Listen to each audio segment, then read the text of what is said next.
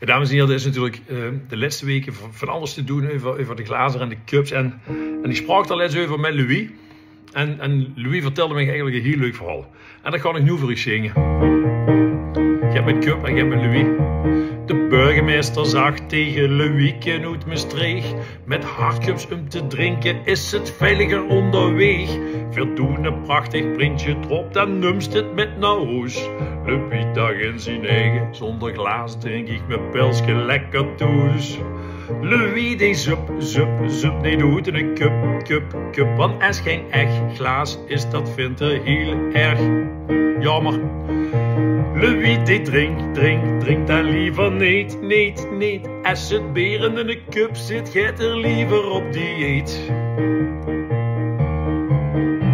De dag van vastelavond kreeg je kriepels in zijn bloot. Met zonder gleesje peer voelt heer zich gaarhoed niet zo goed. Het deeg hem toch besleten, ik pak een van de tap. En stamelend aan buffet, do you have for me a cup? Louis die zup, nee doet in een cup. Want als geen echt glas is, dat vindt hij heel erg jammer.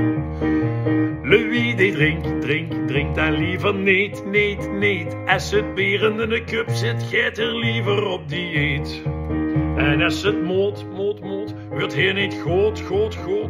Een pilsje zonder gleesje is een hier zonder hout.